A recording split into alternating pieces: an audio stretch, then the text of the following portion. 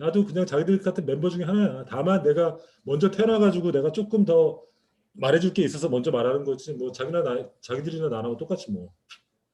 다르니까. 알겠습니다. 여러분들도 나만큼 시간 투자하면 나보다 더 잘할 수 있을 거 아니야.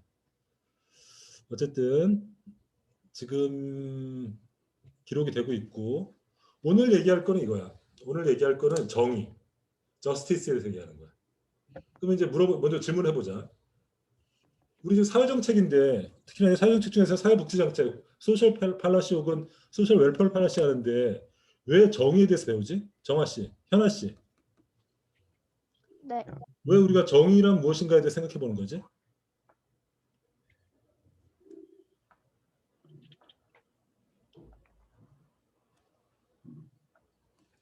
그냥 내가 그냥 커리큘럼을 짰기 때문에 내 마음대로 하는 거야? 뭔가 사회에 이로운 뭔가와 연관이 있는 단어라서 중요하다고 생각합니다. 연관이 있어서. 그러니까 우리가 왜 사회정책을 하면서 사회 정의에 대해서 먼저 생각해 보자는 거야. 규리 씨, 임규리 씨. 네. 왜 우리가 사회 정의에 대해서 정의론에 대해서 먼저 생각해 보는 걸까? 사회 정책에 관련된 중요한 문제 중에 하나가 그 자원을 어떻게 배분하냐의 문제도 굉장히 중요한데 거기에 있어서 필수적으로 생각해 봐야 될 문제가 정의도 가장 중요한 가치가 될 것 같아서 오케이. 그렇다고 생각합니다. 사회정책을 하는 가장 중요한 가치는 내가 볼 때는 연대의 원리라고 생각했어. 그러니까 부자가 가난한 사람들에게, 그다음에 건강한 사람이 안 아픈 사람들에게 이렇게 자원을 이전하는 이런 게 이제 연대의 원리고 이것이 사회정책 혹은 사회제도를 뒷받침하는 근본적인 어떤 작동의 어떤 가치라고 생각했는데 그걸 통해서 우리가 궁극적으로 실현하고자 하는 게 뭔가가 사실은 사회 정의지. 사회 정의를 실현하는데 이 정의 중에서 특히 우리가 사람들이 욕망하는 끝이 없는데 우리가 모든 사람이 원하는 그러니까 그러니까 뭐랄까 누구냐 그 사람 갑자기 생각이 안 나냐 롤즈에 따르면은 사람들이 모두 원하는 그 가치 가령해서 부라든지 직위라든지 혹은 뭐 이런 것들 혹은 뭐 이런 자유라든지 이런 것들이 이제 프라이머리 굿 기본적인 재화라고 하는데 이런 것들은 한정되어 있단 말이야. 그러면은 결국은 이것들을 어떻게 나눠야 될 건가? 욕망은 많은데 모든 사람이 원하는 자원은 한정되어 있으니까 이것을 어떻게 나누는 것이 정의로운 배분인가? 이 원칙에 대해서 우리가 합의가 있어야 된다는 거죠. 그죠? 이 원칙에 합의하지 못한다면은 그 사회에는 정의가 없는 거지. 정의가 없고 그리고 그 사회에 갈등이 있을 수밖에 없는 거죠. 그래서 사회 정책을 이렇게 얘기할 수도 있을 것 같아. 연대의 원리, 구성원들 간의 연대의 원리에 따라서 그걸 작동시키고 궁극적으로 사회 정의를 실현하는 거지. 그래서 오늘은 사회 정책이 궁극적으로 실현하고자 하는 사회 정의, 정의란 무엇인가 여기에 대해서 한번 얘기해 보려고 해. 그래서 굉장히 복잡한 얘기가 많고 굉장히 날카로운 이슈들이 많아요. 날카로운 이슈 많은데 한번 토론해 보자고. 나는 그냥 내가 아는 범위에서 얘기를 해볼게. 그럼 자기들의 생각을 한번 얘기해봐. 정의가 왜 중요하냐? 일단 정의는 인류가 이제 인간의 공동체를 구성한 이래부터 굉장히 중요한 화두였어. 왜냐하면 사람들이 집단 생활을 하든 그것이 국가 생활이든 혹은 국가가 없는 시민 자치단체든 무엇인가 자원 배분의 요소들이 있기 때문에 항상 정의의 문제가 부딪히거든. 그래서 우리가 알고 있는 아리스토텔레스는 정의를 세 가지로 봐. 첫 번째, 일반적 정의인데 이건 법적 의무랑 관련돼 있어. 왜냐하면은 이때 정의는 법을 지키는 게 정의야. 이게 왜 이러냐면은 법이라는 것들이 인간의 어떤 자연이성, 인간의 이성에 의해서 합의돼서 만들어지기 때문에 그 법을 지키는 것 자체를 정의로운 것으로 봤어. 이런 차원이 하나 있어. 두 번째는 응보적 정의의 개념이 있어. 이런 거지. 우리가 법정에 갔을 때 판사들에게 무엇을 요구하나? 가영 씨 차 타고 네. 운전 중이네. 네, 맞아요. 위험하다. 저 운전 안 하고 있어요. 뒷좌석에 있어요. 뒷좌석에 있어? 네. 그러면 운전을 누가 하시는 거야? 부모님이요. 너 부모님이 또 강의 같이 듣는 거야? 네. 저 이어폰 끼고 있어요. 아까 아까 행정학 시간에도 행정학 개론 시간에도 1학년이 차 타고 학교 오고 있는 거야. 근데 네. 걔도 그 친구도 의자에 앉아 있어. 그래서 너는 왜 의자에 앉아 있냐 그랬더니 학교 오는 길이래. 운전 누가 했더니 엄마가 하고 있대. 엄마가 나랑 인사했잖아 수업 시간에. 뭐 이런 다양한 일이 있네. 어쨌든 그럼 가만히 물어볼게. 네. 우리가 판사 재판정 가본 적 있어? 저 어릴 적에 어, 체험학습으로 한번 가본 적은 있었어요. 재판정 가본 적 있어? 그럼 봐봐. 네. 판사 앞에서 우리가 무엇을 요구하나? 판사 앞에서 판결을 요구하기도 하죠. 그 판결이 어떻길 바래? 네? 어떤 판결을 원하는 거야? 자기에게 유리한 판결과 정직한 판결? 그지? 네. 자기에게 유리한 판결을 하면 안 되고 정의로운 판결을 해야지. 그죠? 그래서 우리는 그 법원 앞에 사실은 이제 그 정의의 여신이 서 있잖아. 눈을 가리고 이 천칭을 들고 있잖아. 이게 저울을 들고 있잖아. 그래서 보면은 이제 옛날에 이제 블랙 라이프 매터라는 그 흑인 미국에서 흑인들 할 때 그 요구하는 사람들이 Justice for Black, the Black이라고 표현하잖아. 흑인들에게 정의를 달라는 거 아니야. 그죠? 우리가 사법 체계에 요구하는 건 정의인데 이때 정의 개념은 뭐냐면은 이른바 인과응보의 개념이야. 즉 인류에게 가장 원초적인 개념이지. 즉 함부라비 대법전부터 나왔다고 하는 이에는 이, 즉 내 이빨을 부러뜨린 놈은 그 사람이 이빨을 부러뜨리고 눈에는 눈, 내 눈을 멀게 한 사람은 그 사람의 눈을 멀게 하고 내 부모를 죽인 사람에게는 역시 그를 죽임으로써 원수를 갚는 이게 정의라고 봤던 거야. 그렇죠? 이게 우리가 갖고 있는 가장 원초적인 정의의 개념이에요. 이때의 정의 개념은 인과응보의 개념이죠. 세 번째, 아리스토텔스가 벌써 얘기한 거야. 세 번째 정의 개념은 이른바 분배적 정의 개념이야. 즉 아까 얘기했던 그 문제지. 세상에 인간의 욕망은 한도 끝도 없는데 우리가 모든 사람이 원하는 자원은 한정돼 있어. 이 자원을 어떻게 나눌 것인가? 어떻게 나누는 것이 모두가 만족하는 게 아니라 모든 사람이 동의할 수 있는 정의의 감각과 일치하는가? 이 원리가 정의의 세 번째 차원인 거죠. 그래서 주로 사회 정의에 대한 어떤 정치 철학이라든지 철학적인 입장들은 이 세 번째 입장에 주로 맞춰져 있어. 세 번째 입장. 그죠? 그래서 정의와 관련돼서 몇 가지 이론적인 계보들이 있는데 크게 공리주의적 입장이 있어. 공리주의적 입장. 예빈 씨, 네, 공리주의가 뭐야? 공동의 이익을 추구하는 어? 공리주의가 뭐야? 공동의 이익을 추구하는 공공의 이익을 추구하는. 그렇지, 거의 비슷하지. 그러니까 정의로운 그러니까 최대 다수의 최대 행복. 어떤 것의 어떤 분배 정의 어떤 정책을 폈을 때 그 정책이 좋고 나쁘냐는 그 정책으로 인해서 가장 많은 사람들이 가장 많은 쾌락을 느낄 수 있냐가 어떤 원칙이 돼야 된다고 보는 거지. 그죠? 이 공리주의도 복지를 정당화할 수 있는 굉장히 강력한 이데올로기야.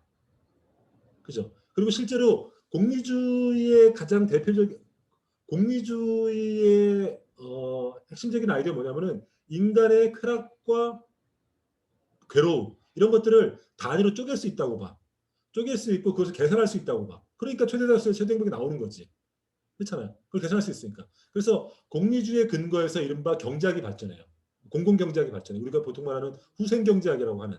거기서 보면은 소비자 한 사람과 한 사람 간의 어떤 효용의 양을 계산을 하잖아. 경제학을 보면은 그죠? 이런 이제 한계주의라고 그러는데 한계주의 경제학이라고 그러는데 이 한계주의 경제학 인간의 쾌락과 욕망을 혹은 인간의 어떤 효용을 유틸러티라고 하는 그걸 계산할 수 있다는 그 이론적 철학적 근거가 공리주의에서 있는 거죠. 어쨌든 공리주의라는 전통이 있어요. 생각해 보세요. 공리주의에서는 복지 정책이 정당화될까 정당화되지 않을까? 예빈 씨, 복지 정책 이렇게 봐. 사람들에게 세금을 걷어서 가난한 사람에게 돈을 주는 거 우리가 어떤 복지 정책의 일부로 봐봐. 공리주의에서는 이것을 찬성할까 찬성하지 않을까? 음,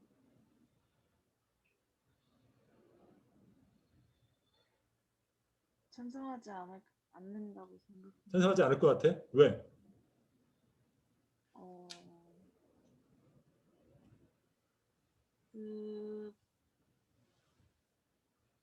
그 복지 정책을 이익을 가져가는 사람들은 복지 정책을 받는 사람들은 소수의 사람들이기 때문에 최대 다수의 최대 행복을 원하는 사람들은 원치 않을 것 같아요. 근데 잘 못 들었는데 공리주의도 복지 정책에 대한 강력한 이론, 그러니까 철학적 근거가 돼. 왜냐하면은 봐봐, 여러 사람에게 세금을 걷어서 그 세금을 갖고 누군가를 도와준다고 해봐. 그러면은 인간 공리주의에 따르면 사람들의 괴로움과 기쁨은 계산될 수 있거든. 그러면은 세금을 조금씩 조금 걷으면 그 사람들은 마이너스가 나잖아. 그 사람의 쾌락의 양은 마이너스가 되잖아. 근데 그 마이너스는 적단 말이야. 조금씩 조금 걷어가니까. 근데 불쌍한 사람들, 어려운 사람들을 도와주면 그 사람들의 쾌락의 양은 증가하지. 그러면은 그 사회 전체 쾌락의 양은 증가할 거 아니겠어. 공리주의 관점에 봤을 때. 최대 다수의 최대 행복이라는 관점에서 봤을 때 조금씩 마이너스 시켜가지고 세금이 마이너스지. 어떤 사람들은 왕창 도와준다고, 힘든 사람은 왕창 도와준다고 해봐. 그럼 그 사람의 쾌락의 양은 증가하잖아. 그럼 사회 전체적으로는 쾌락의 양이 증가하니까 그런 식의 정책, 즉 복지 정책은 정당화될 수 있지. 공리주의 입장에서는. 그죠? 그렇죠. 어쨌든 그렇다고 좀 더 다시 얘기하고, 또 하나 사회정의를 얘기하는 관점이 있어요. 이 자유주의적 관점이야. 리버럴리즘이라고 하는 개념인데 이거는 조금 복잡한 전통이 있어요. 우리가 잘 알고 있는 존 롤스 같은 사람들, 드워킨 이런 사람들은 이제 자유주의적 전통이 있는 거야. 자유주의적 전통에 있는 사람들은 인간의 자유와 평등 중에서 자유가 더 중요하다고 봐. 근데 이 존 롤스라든지 드워킨 같은 사람들은 자유주의적 관점, 인간의 자유주의적 관점에 서 있으면서 어떻게 평등이라는 이념을, 평등이라는 가치를 접목시킬 건가, 이걸 고민하는 사람이야. 세 번째는 공동체주의자는 게 있어. 공동체주의. 그러니까 우리가 소위 말하는 막스주의라든지 사회주의. 이 공동체주의는 굉장히 연대를 중시하지. 연대를 중시하니까 아무래도 분배적인 관점이 세겠지. 그러니까 쟁점이 되는 건 뭐냐면은 자유주의적 관점에서, 왜냐하면 분배라는 거는 어쩔 수 없이 개인의 어떤 재산의 일부분을 덜어서 사람들과 나눠준다는 어떤 의미가 포함되어 있으니까 개인의 자유에 대한 일정한 침해가 있을 수밖에 없잖아. 그죠? 그렇게 되면은 어떻게 그런 자유주의적인 어떤 철학과 분배를 조화시킬 것인가가 굉장히 중요한 이론적인 쟁점이 될 거 아니겠어? 그죠? 그래서 오늘은 이 문제에서 한번 살펴보도록 합니다. 먼저 공리주의. 선영 씨, 이 아저씨 누군지 알아?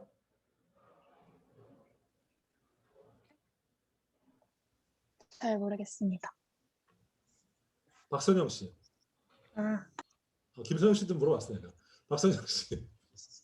네. 이 아저씨 누군지 알아? 잘 모르겠습니다. 처음 봤어? 네. 이 아저씨가 그 유명한 제레미 벤담이야. 제레미 벤담인데 이 얘기는 뭐냐면 이게 지금 런던 대학의 박물관에 있는 이 사람의 박제야, 박제. 그러니까 제레미 벤담이 죽은다. 제레미 벤담이 이제 이른바 최대다수의 최대 행복이라는 어떤 공주주의 철학의 기초를 놓은 사람이란 말이야. 우리가 잘 알고 있는 파놉티콘이 있지. 파놉티콘 들어봤지? 민지 씨 파놉티콘 들어봤어? 원형 과목 들어봤지? 네네. 원형 과목 들어봤지? 네. 원형 과목이 뭐야? 그 가운데에서 그렇지. 감시하는 그. 그렇지. 그러면 이제 가장 효율적으로 그거를 이제 감시할 수 있다는 거야. 사람들로 하여금. 더 중요한 거는 그렇게 감시를 하면은 내가 그 감독관이 없을 때에도 죄인의 입장에서는 나를 지켜본다는 느낌 때문에 항상 조심하게 된다는 그 과목 설계잖아. 그렇지? 그래서 미셸 푸코라는 사람은 그 원형 과목의 아이디어를 갖고 와가지고 현대 사회가 원형 과목과 같다 이런 식의 얘기를 했었어. 이 원형 과목을 개발한 사람도 바로 제레미 벤담이라는 사람이야. 그러니까 이 제레미 벤담의 관심사가 뭔지 알겠지. 어떻게 하면 가장 효율적으로, 어떻게 하면 가장 극단의 어떤 효용을 추구할 건가, 이런 게 평생의 화두였었어. 그게 이제 발전한 게 공리주의란 말이야.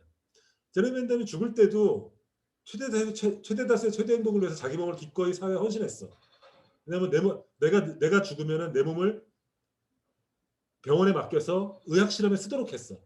그래서 이 사람의 장기는 다 빼고 의학 실험에 쓰고, 이 사람의 몸은 런던 이 박물관에 박제를 만들어서 보관해놨었어. 근데 문제는 뭐냐면은 이 사람 목이 날아간 거야. 누가 이 사람 목을 베서 도망가 버렸어. 그래가지고 무섭잖아. 박제도 무서운데 목이 없으면 얼마나 무섭겠어. 그래서 사람들이 밀랍으로 목을 만들어서 이렇게 만들어 놓은 거야. 그러다가 한참 있다가 목이 찾았어. 그 사람 목을 찾았어. 이 사람 목을. 그 목이 이 가랑이사에 있는 이 괴물 같은 해골이야. 엄청 무섭지. 하여튼 이런 인물이야. 굉장히 급자고 굉장히 독특한 사고방식을 갖고 있는 사람이야.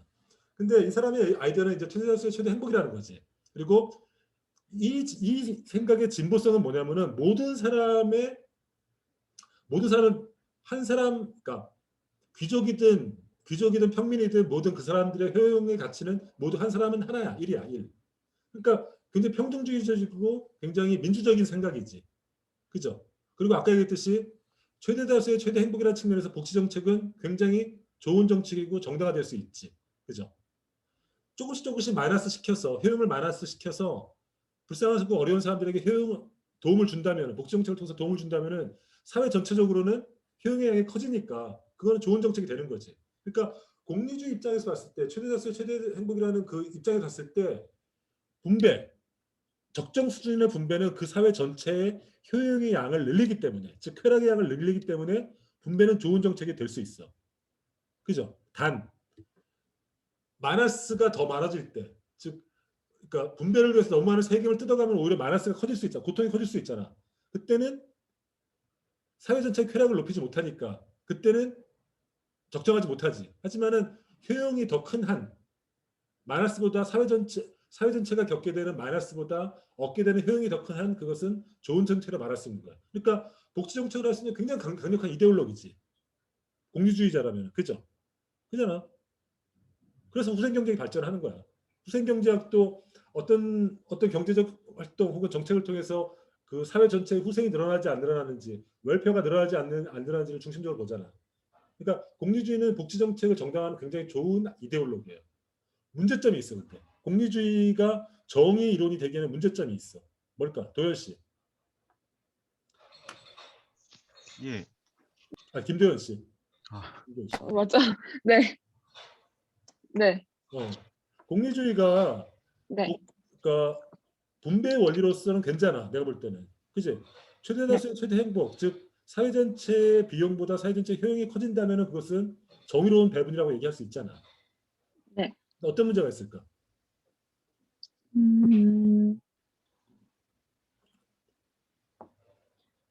어, 근데 이게 허용이 되지만 이게 큰 호용을 나타내진 않을 것 같아요. 이게 그러니까 마이너스 된 만큼 뭐 복지 정책으로 도움을 주긴 하지만 이게 그 도움이 뭐 이렇게 진짜 만족을 하면서 큰 행복을 느낄 정도의 도움이 되는지는 잘 모르겠어요. 그래서 그런 면에서 뭔가 이게 만족하면서 되게 효용을 계속 크게 이게 계속 유지를 할 수 있는지 약간 이런 점에서 문제가 될 것 같습니다. 좋은 지적이야. 그 얘기도 충분히 할만해. 할만해. 오케이. 서윤 씨, 장서윤 씨. 네. 정의로운 배분의 원칙으로 배분의 어떤 철학적 기초로서 공리주의는 괜찮을까 안 괜찮을까? 어, 그러니까 본인이 돈을 많이 벌고 음, 이득이 많은 사람은 음, 그만큼 그 가난한 사람들을 위해 이득이 많은 만큼 가져가니까 그 부분은 조금 본인 좀 억울할 수 있다고 생각합니다. 음. 그 문제를 지적할 수 있지.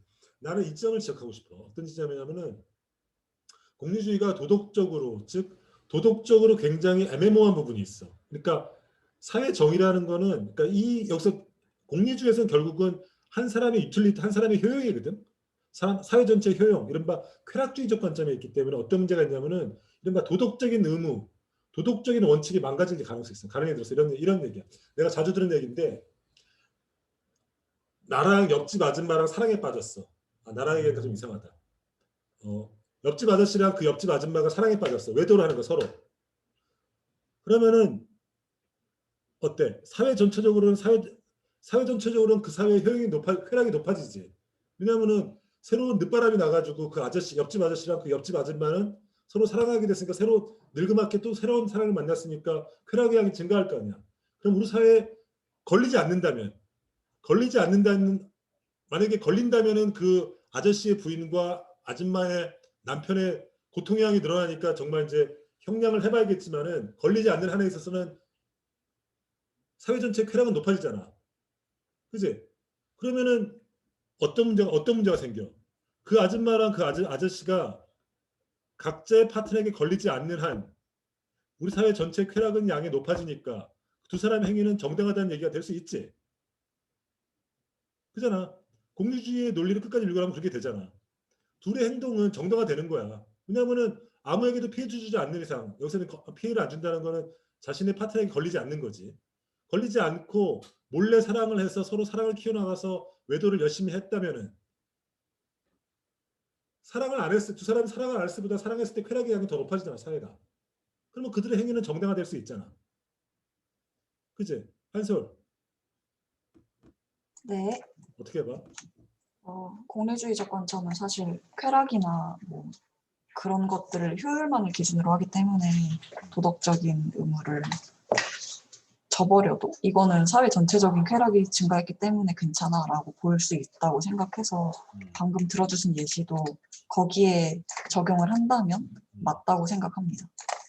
그치? 그러니까 뭔가 사회 전체의 어떤 정의의 원리로 삼기에는 정의로운 배분의 원칙으로 삼기에는 뭔가 껄쩍지근하고 뭔가 논리적으로는 말이 되는데 우리 도덕관념 자체로 조금 받아들이기 힘든 측면이 있잖아. 그치? 그래서 이런 공리주의적 정의관을 정면으로 비판하고 등장한 사람이 우리가 알고 있는 그 유명한 존 롤스라는 학자예요.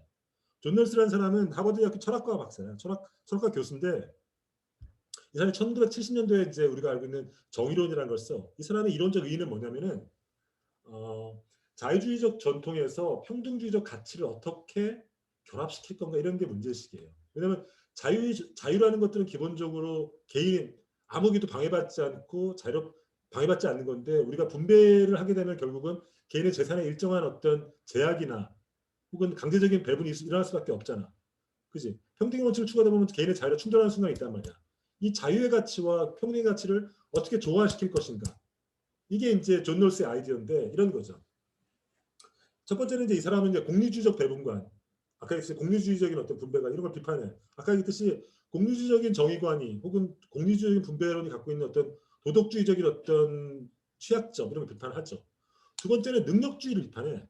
이 존 롤스가 능력주의는 이제 나중에 얘기할 텐데 능력이라는 것 자체가 우리가 이제 능력주의라는 게 뭐야? 그 사람이 열심히 노력하고 그 사람이 노력한 성과물, 그러니까 우리가 기회 평등이 보장된다면은 열심히 노력해서 그 노력의 차이로 이루어진 분배의 격차는 정당하다고 생각하는 게 능력주의야. 그죠? 그잖아. 능력주의 그런 거잖아.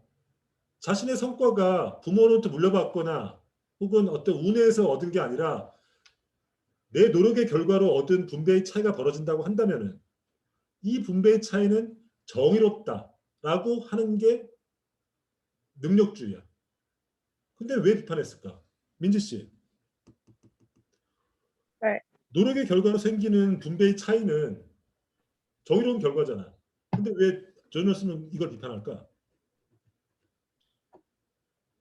능력도 가정 환경이나 주변 환경에 많은 영향을 받아서 만들어지는 거니까 그것도 어쨌든 자기 노력보다는 그런 주변 환경의 영향이 더 많이 들어가 있다고 생각을 해서.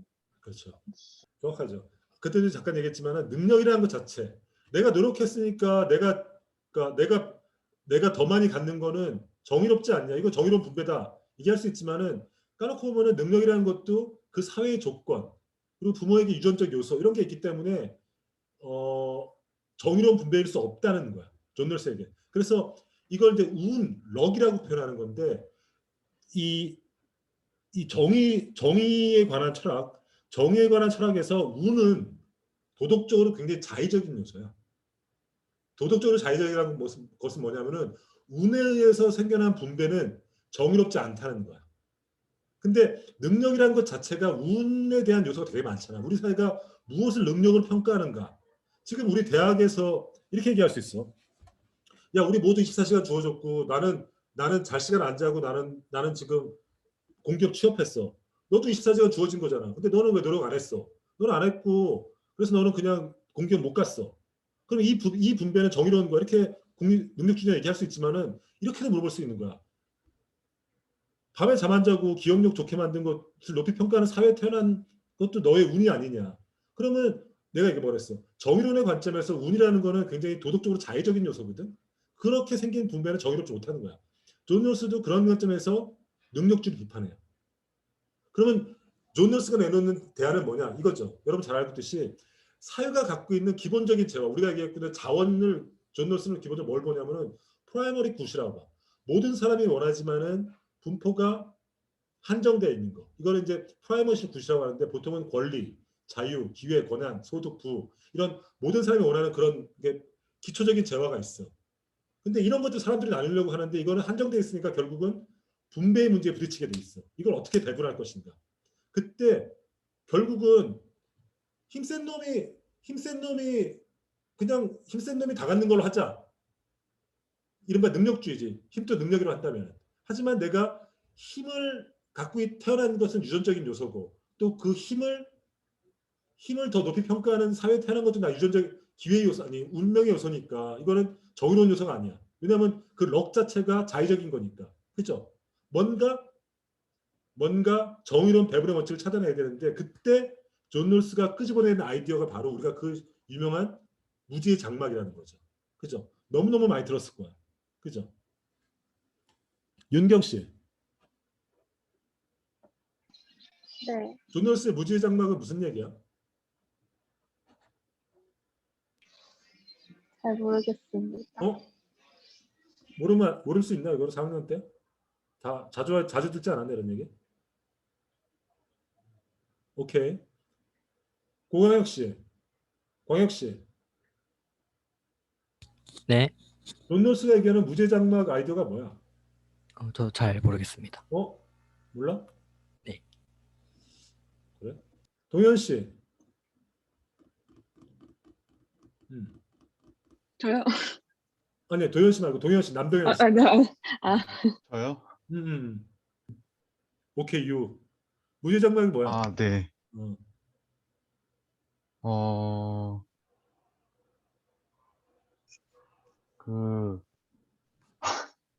잘 모르겠습니다. 그래? 이거는 내가 얘기하면 다 알아들을 거야. 이거지. 분배의 문제가 어떻게 하면 어떻게 정의로운 배분인가 보는 거야. 그때 우리가 지금 상태에서 정의로운 배분의 원칙을 하면 자기가 갖고 있는 개인적인 이해관계, 자신의 조건 때문에 정의로운 분배의 원칙에 합의하지 않아. 그러니까 우리 모두가 무지의 장막 속에 뒤에서 합의한다고 보는 거야. 즉 무지의 장막 이렇게 생각하면 돼. 우리가 모두 태어나기 전에 여기 있는 수업 듣는 사람들이 모두 자기나 나나 다 천사야. 이 지상에 엄마의 뱃속에서 태어나기 전에 천사의 상태로 우리가 모두 있어. 뭐 모두 천사 같지는 않지만 어쨌든 우리 다 천사라고 가정해봐. 그때 우리가 태어날 세상에 대해서 우리가 합의를 하는 거야. 이때 내가 어떤 집안에 태어나고 어떤 조건에 태어날지는 그야말로 운에 의해서 결정돼. 그죠? 무죄장막 아이디어는 바로 그거야. 우리가 현세적인 조건이나 이해관계에 엮여 있으니까 그 정의로운 원칙에 합의하지 못하니까 나의 이해관계라든지 나의 조건에 대해서 전혀 모르는 상태에서 정의로운 사회의 원칙에 대해서 합의를 본다고 가정하는 거야. 이게 무지의 장막이야. 이때 무지라는 거는 인노센트하다는 거는 내가 어떤 조건이나 어떤 환경에 태어날지 모른다는 거야. 그 장막 뒤에서 우리가 정의로운 사회 원칙에 합의를 해. 그때 우리 무엇을 합의할까? 어떤 원칙에 합의할까? 롤스의 생각은 이거야. 만약에 우리의 무지의 장막에 있다면 우리는 어떤 원칙에 합의할 거냐면은 우리가 앞으로 태어날 세상, 영혼의 상태에 있는 천사의 상태에 있는 우리들이 합의할 세상은 아마 이런 세상이랄 거야. 가장 어려운 사람들에게 혜택을 주는. 가령 해서 만약에 내가 운이 없어가지고 장애인으로 태어날 수도 있잖아. 근데 장애인 태어나면 한평생 힘들잖아. 그러면 내가 장애인 태어날 가능성도 나에게 있으니까 나는 어떤 원칙에 합의하게 될까? 장애인이 조금 더 혜택을 보는, 장애인에게 조금 도움을 주는 사회가 되기를 바라겠지. 그치? 우리 이런 원칙에 왜 합의할까? 내가 무지의 장막에 있기 때문에 장애인에게 혜택을 주는 조건을 합의한단 말이야.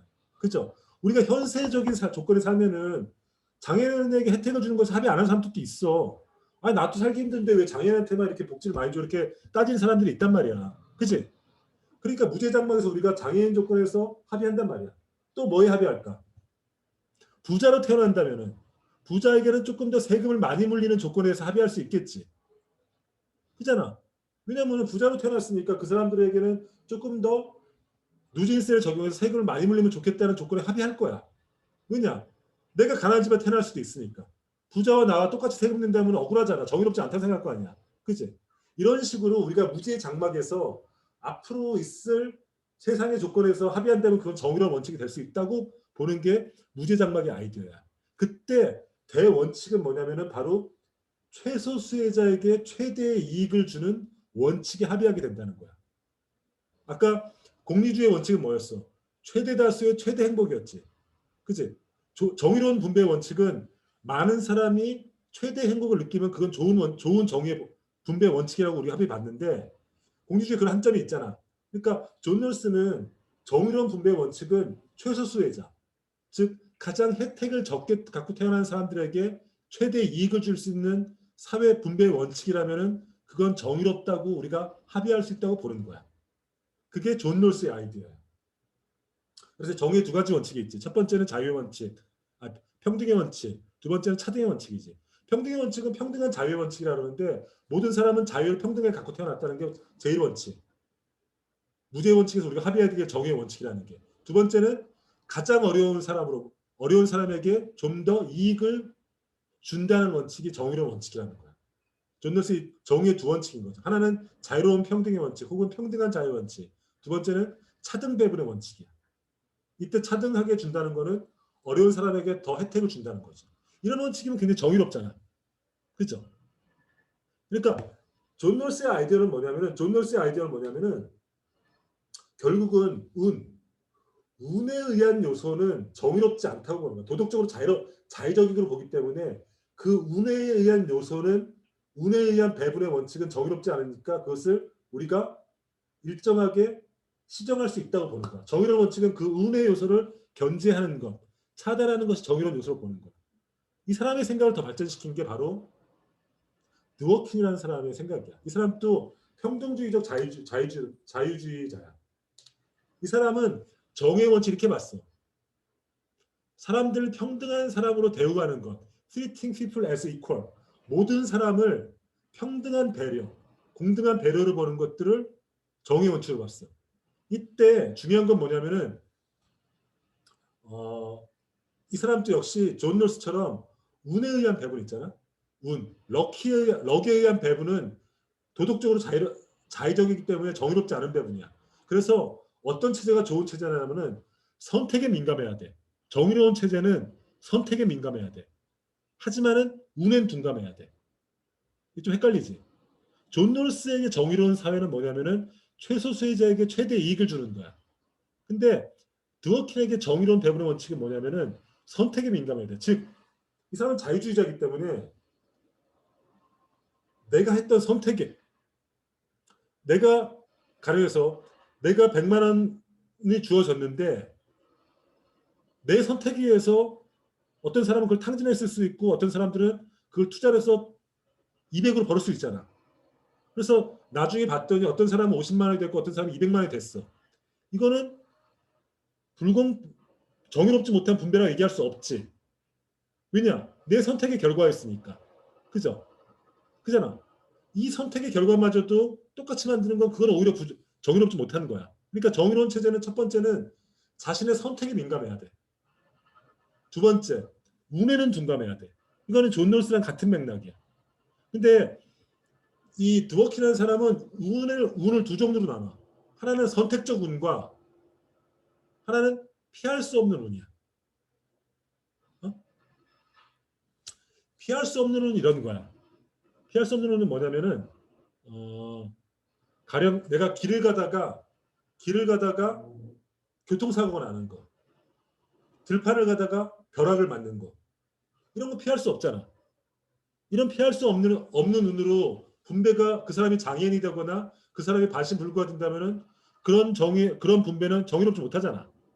그러니까 그런 피할 수 없는 운에 대해서 그 브루트 럭이라고 하는데 피할 수 없는 운에 의해서 생겨난 불평등은 사회가 일정하게 교정을 해줘야 된다고 보는 거야. 그죠? 합리적이잖아. 모든 사람을 평등하게 대우해줘야 된단 말이야. 근데 우리가 생각하는 정의로운 체제는 선택에 민감해야 되고 운에는 둔감해야 돼. 그 운에 의한 그러니까 선택에 의해서 내 개인의 선택에 의해서 생겨난 불평등은 내버려둬야 되고 내가 피할 수 없는 어떤 운명, 어떤 행운에 의해서 생겨난 것에 대해서는 그것 때문에 생긴 불평등은 옳지 못하는 거야. 그래서 존 롤스가 얘기하는 분배의 두 가지 모델이 있어요. 첫 번째 경매 모델이야. 경매 모델은 선택에 민감하다는 걸 예를 드는 거야. 이렇게 되는 거지. 우리 여기 있는 사람들이 모두 100만 원을 주어져. 100만 원이 다 주어져. 여기 우리가 35명 플러스 나 한 명에 36명이 모두 오늘 36만 원 모두 100만 원을 주어졌다고 가정을 해봐. 경매 모델이야. 그리고 이제부터 내가 원하는 세상에 원하는 물건을 100만 원 내서 내가 사는 거야. 경매를 통해 사는 거야. 경매 방식으로. 자, 해보자. 호균 씨. 네. 지금 제일 갖고 싶은 게 뭐야? 지금 가장 자기가 원하는 게 뭐야?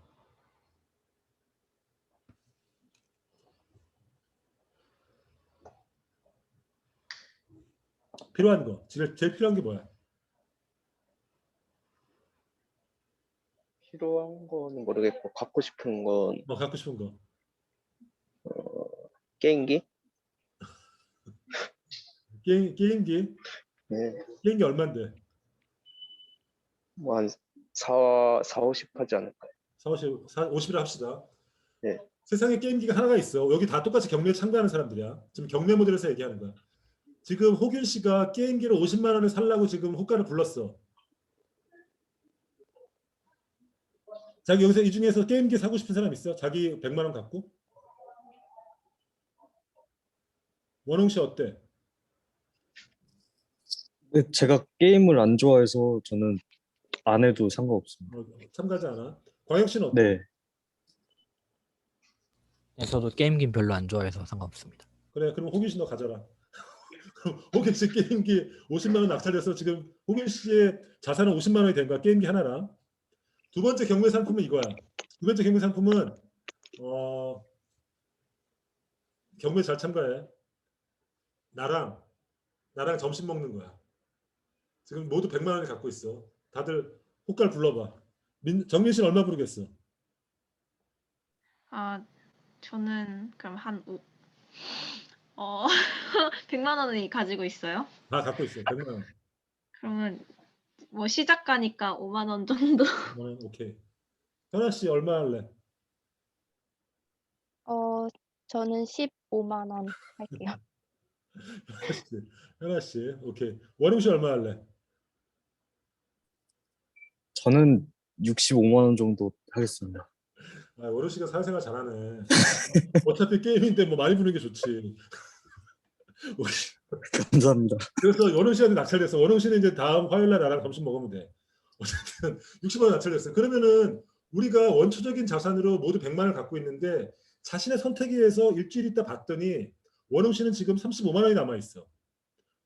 현아 씨는 경매를 못 해가지고 지금 100만 원이 그대로 남아 있고 호균 씨는 게임기 샀으니까 50만 원이 남아 있어. 그러니까 지금 자산이 지금 차이가 나잖아. 이 차이는 불평등하다고 얘기할 수 없지. 왜 불평하지 않아? 우리의 선택의 결과니까. 그죠? 정의로운, 그러니까 무조건 우리가 정의로운 배분이라는 것은 모든 사람의 자산을 똑같이 만드는 게 정의롭지 않다는 거야. 선택에 의한 결과에 대해서는 그 선택에 의한 자신의 개인적 선택에 의한 그 분배는 정의로운 배분의 결과라는 거야. 이게 바로 드워킨이 얘기하는 선택에 민감한 체제라는 거야. 그죠? 이해했죠? 그래서 선택에 민감한 그러니까 분배의 예로 이렇게 경매 모델을 얘기하는 거야. 그래서 우리가 경매를 하다 보면 결국은 경매의 결과로서 자산의 차이가 나잖아. 이렇게 차이가 난단 말이야. 이때 그 차이, 불평등은 그건 정의로운 배분이라고 얘기할 수 있다는 거죠. 선택에 민감하니까. 두 번째, 운에는 둔감해야 돼. 이거는 롤스도 동의하는 건데 왜냐하면 운이라는 요소가 정의 입장에서 항상 자의적인 개념, 도덕적으로 자의적이니까. 근데 아까 했듯이 어떤 사람이 여기 가다 우리 36명이 다 똑같이 역시 같은 사회에 사는 사람들인데 내가 어느 날 갑자기 학교 오다가 교통사고를 당해서 내가 장애인이 됐어. 응? 나는 자기들보다 나이도 많아서 억울한데 몸까지 아파. 그러면 나는 굉장히 세상을 비관할 거 아니야. 왜냐하면 이 비관한다는 거는 뭐냐면은 이 분배, 여러분들에겐 좋은 몸이 있고 나에겐 나쁜 몸이 있다는 이 분배 상태가 나가 내 생각에 내 도덕의 관념에서는 정의롭지 않다고 느끼기 때문에 그런 울분이 생기는 거 아니겠어? 그죠? 이건 운에 의한 결정, 운에 의한 배분이라고 얘기할 수 있어. 여러분과 나의 불평등은. 여기에 대해서 정의로운 체제는 뭐냐면 보험을 걸어주는 거야. 즉 피할 수 없는 의회에서 생기는 어떤 분배의 불평등, 여기서 보험을 해주는 거지. 즉 내가 몸을 다쳤을 때 내가 생기는 그 손실에 대해서 사회적으로 보험을 해준다면은 나는 그 불평등을 어느 정도 뭐랄까 이렇게 컴펜세이션 보상받을 수 있잖아. 그렇죠? 이런 체계가 정의로운 체제라 보는 거죠. 개인의 선택에 대해서는 민감하게 반응해주고, 그리고 불운한 운에서 생기는 불평등에 대해서는 보험으로 커버해주는 이런 게 정의로운 체제로 보는 거죠. 그죠? 이런 체제가 완성돼야지. 즉 선택에 민감하고 운에 둔감한 체제가 발로 정의로운 체제고, 이것이야말로 모든 사람을 동등하게 대우해주는 거라고 생각했던 거죠. 누워키는. 그죠? 정민 씨. 네. 어때? 정의로운 분배 원칙 같아? 전 지금까지 말씀하신 것 중에서는 드워킨이 말하는 분배 원칙이 제일 정의로운 것 같아요. 정의롭지. 뭔가 정의로운 것 같지. 그치? 오케이. 이런 식으로 이제 사람들이 자유주의자들이 어떻게 하면 평등의 가치를 자유주의자들이 받아들일 건가를 열심히 노력했단 말이야. 무엇이 정의로운 세계인가? 사실은 존 롤스도 굉장히 창의적인 생각이야. 그잖아. 무지의 장막이라는 아이도 굉장히 창의적이잖아. 창의적이고, 그래서 이제 굉장히 영향력이 강한 이론인데, 이 문제를 한번 생각할 필요가 있어. 저번에도 이제 잠깐 이제 얘기하다가 이제 끝났는데, 우리가 분배의 원리 혹은 사회 정의의 원리로서 평등이라는 것을 얘기할 때, 평등은 사실은 이제 분배의 원리랑 연결돼 있죠. 얘기할 때 기회 평등과 결과의 평등에 대해서 우리가 자주 얘기한단 말이야. 그리고 기회 평등은 받아들일 수 있는데 결과의 평등은 공산주의다. 너무 개인의 자유에 대한 침해다. 이렇게 우리가 주장을 하는 게 보통 스테레오타입의 주장들이야. 근데 기회 평등은 아까 얘기했듯이 능력주의랑 연결돼 있어. 즉 기회 평등은 능력주의 같은 얘기죠. 가령해서 모든 사람이 동일한 선상에 서 있다면은 그 능력에 따라서 생겨난 그 어떤 성취의 차이는 정의로운 배분이라고 우리가 얘기하는 게 기본적으로 능력주의와 기회 평등의 아이디어야. 그죠? 첫 번째 아이디어는 뭐냐면은 첫 번째 문제점이 이건 거지. 능력은 내게 아니라는 거죠. 그죠? 그리고 더 심하게 얘기하면은 우리가 정유라 사태 때 정유라의 그 멘트, 야 이 바보들아, 니들 깨끗대지 마. 좋은 부모 갖고 태어난 것도 능력이야. 이런 얘기 했었지 정유라가. 그죠? 우리가 모두 공부를 했었어. 왜 공부를 했을까? 우리가 갖고 있는 도덕의 관념, 정의의 관념과 정의의 감정과 안 맞아. 그건 분명히 운인데 그걸 능력이라고 얘기하는 거야. 그죠? 그러니까 능력주의에 문제가 있던가. 능력주의는 굉장히 진보적인 성격이 있어. 능력주의, 근대 이전에 신분이라든지 피, 혈통 이런 걸 통해서 아무리 능력이 좋아도 신분의 한계 때문에 올라가지 못하는 이것들을 없앴어. 그리고 이제 이 신분의 한계가 없으니까 네 능력대로 맘껏 노력해가지고 네가 가질 수 있는 세상의 부를 다 가져라. 이게 이제 능력주의 아이디어야. 능력주의의 이론이고 이게 근대를 만들었어. 굉장히 진보적이지. 미국 굉장히 진보적인 능력주의적 사회야. 근데 첫 번째, 능력이라는 요소 자체가 우리가 믿고 있듯이 그렇게 그러니까 운과 크게 떨어져 있지 않다는 거야. 운은 도덕적으로 자의적인 요소야. 그죠? 그러니까 그 정의로운 분배가 될 수가 없어, 능력주의는. 두 번째 문제 삼는 거는 내가 문제 삼는 건 이거야.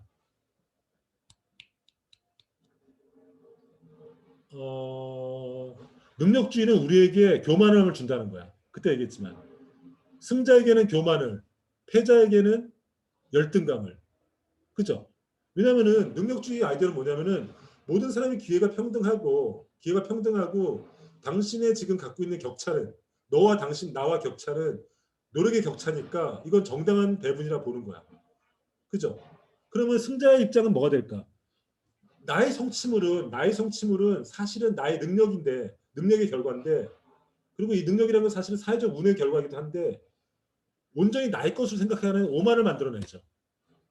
그죠? 내가 잘했어. 내가 노력했는데 나는 니들 잘 때 나는 밤잠 안 자고 커피 필러서 했어. 그러니까 나는 지금 이렇게 떵떵거리고 사는 거 괜찮아. 이렇게 얘기하는 이런 오만. 패자에게는 반대로 좌절감. 지금의 그러니까 내가 낮은 위치에 있는 거, 내가 분배에 적은 몫을 갖게 되는 거, 이게 내 노력의 부족이라고 생각하게 만들잖아. 그잖아. 근데 사실은 역시 내가 남들보다 더 다른 탁월한 재능이 있을 수도 있는데 그것을 인정해주지 않는 사회에 태어났기 때문에 내 능력이 인정받지 못했을 수도 있거든. 그잖아. 그잖아. 그래서 심지어는 이렇게 얘기하는 사람도 있어. 그러니까 능력주의 동전의 양면이다. 아까 진보적인 수 분명히 있어요. 누구나 신분의 구속을 벗어나서 자유롭게 능력껏 해서 너의 성취를 이뤄라. 이 요소도 분명히 있어. 근데 또 한편 이런 게 있는 거야.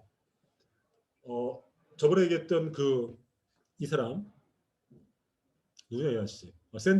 샌들의 공정하다는 착각이 나오는 얘기인데 귀족주의 사회에는 오히려 굉장히 사람들이 상대방의 성취에 대해서 굉장히 불안감이 없었다는 거야. 왜냐면은 어떤 귀족주의 사회를 한번 생각해봐. 어떤 사람은 귀족으로 태어나고 어떤 사람들은 평민으로 태어났어. 근데 귀족은 자기가 내가 귀족인 걸 귀족이 운에 의해서 귀족이 됐다는 걸 알아. 왜냐면 내가 귀족으로 태어난 게 내 노력의 결과가 아니잖아. 운이잖아. 그리고 평민 중에 나보다 더 능력이 뛰어난 사람이 있다는 걸 알아. 그 귀족이. 하지만은 나는 귀족으로 태어났기 때문에 그들보다 더 많은 기회가 있고 더 많은 걸 누린 걸 알아. 그리고 이거는 내 노력의 결과가 아니고 운에 의한 결과라는 걸 알기 때문에 귀족들은 겸손하다는 거야. 왜냐하면 평민들이 나보다 더 노력하는 것도 알고 내가 가진 것들, 내가 누리는 것이 운에 의한 결과니까 아니까 자신의 것에 대해 겸손해진다는 거야. 그러니까 어떻게 되냐면은 평민에 대해서 오히려 더 도와주고 왜냐면 나보다 능력 있는 평민들이 많으니까 이렇게 되는 거죠. 평민의 입장은 어떨까? 내가 평민으로 태어난 것들 혹은 내가 노비로 태어난 거는 내 노력의 결과가 아닌 걸 알죠. 그것도 운에 의한 결과인 거야. 그리고 내가 귀족보다 더 뛰어난 걸 알아. 내 능력이 더 뛰어난 걸 알지만 그냥 사회가 이 모양 이 꼴일 뿐이야. 그래서 나의 열등한 위치에 대해서도 좌절하지 않는 거지. 왜 나는 운이 안 좋아서 나는 평민이 된 거니까. 그죠? 그래서 오히려 귀족주의 사회에서는 이 불평등한 분배가 있지만은 승자가 오만하지도 않고 패자가 좌절하지 않는 어떤 의미에서 사회 연대가 더 잘 될 수도 있다는 거야. 근데 우리 사회를 봐봐. 우리 능력주의 사회. 우리 사회 굉장히 능력주의 사회잖아. 그잖아. 우리 사회는 다 능력주의 사회야. 이때 승자에게는 오만을 주지. 그지? 나는 그냥 내가 잘나서 성공한 거야. 그죠? 그리고 패자에게는 쓸데없는 자만을 주죠. 쓸데없는 자괴감을 주죠. 대표적인 거 얘기해 볼까? 인국공 사태. 인국공. 인천국제공항 한번 사태 봐봐. 인천국제공항 사태가 전형적인 정의로운 분배가 뭔가라는 개념과 연결돼 있어. 그러니까 공정의 화두야. 문제의 화두는 뭐냐면은 잘 알다시피 동기 씨 자나? 지금 중요한 얘기하는데 자고 있어? 지금 비정규직했던 사람들을 정규직으로 전환하려고 했는데 정규직 노조 사람들이 아니 나는 시험 보고 난 합격했고 쟤네들은 지금 비정규직인데 같은 정규직 대우하지 어떻게 못하냐 하면서 들고 나왔던 사건이야. 그래서 사회가 양분됐어. 정규직 노조는 정의롭지 않다고 보는 거야. 그 배분이. 그 일자리 배분이 정의롭지 않다고 보는 거야. 그죠? 예빈 씨. 오예빈 씨. 네. 어떻게 봐?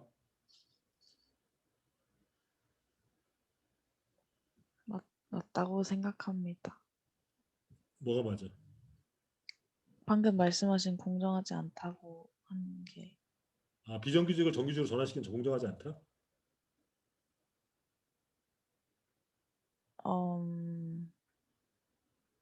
죄송해요. 사실 잘 못 들었어요. 딴 생각하고 있었구만. 뭔 생각했는데.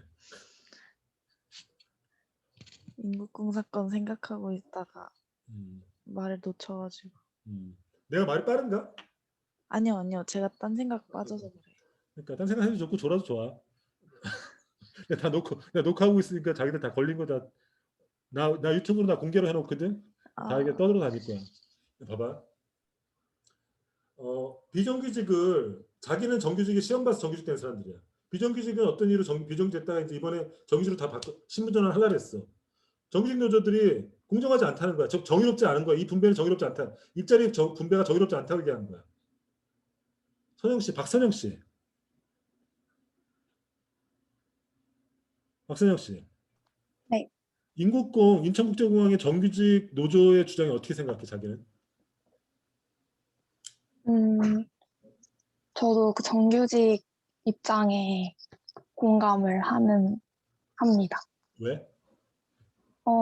자신들은 열심히 해서 정규직으로 올라갔는데 아무래도 비정규직 사람들이 정규직으로 전환이 되는 걸 보고 좀 많이 공정하지 않다고 생각했을 것 같아요. 나는 노력한 결과고 저 사람은 노력하지 않았는데도 쉽게 됐다. 이 얘기지? 네, 맞습니다. 오케이. 장진 씨 어떻게 봐? 저도 정규직 노조 입장에 조금 더 공감을 하는데 정규직 물론 시험 봐서 들어간 것도 있고 노력을 해서 비정규직에서 전환이 돼서 정규직이 된 사람도 있을 텐데 이번 그 인국공 사태는 사실 그런 것보다는 뭔가 그냥 그런 비정규직 사람들의 그런 정규직만큼의 노력이 없이 사실 됐다고 생각을 해서 저도 정규직 노조 입장에 조금 더 공감을 합니다.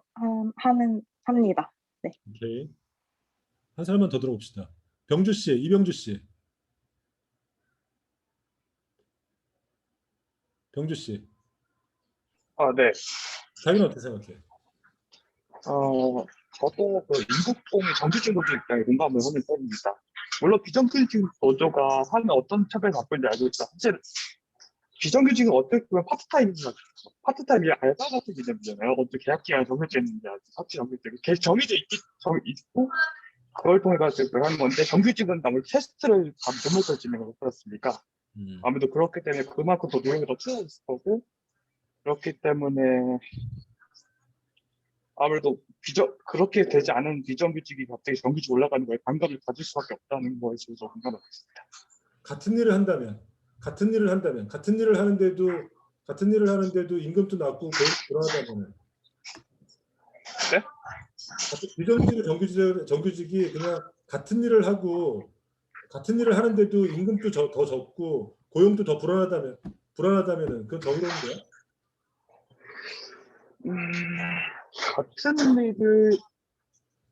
같은 일이라고 이렇게 해서 아무래도 좀 애매한 건데 이건 아무래도 좀 생각이 좀 필요할 것 같습니다. 쉽지 않은 문제인데 자기들 얘기를 한번 봅시다. 나도 이제 정답을 얘기할 수는 없어. 정답을 나도 얘기했었는데 내 견해만 한번 얘기해 볼게. 자기들이 얘기하는 정규직은 더 노력했다. 그러니까 지금의 위치는 정당하다. 이 논리가 사실은 우리가 갖고 있는 능력주의 아이디어라는 거야, 사실은. 능력주의.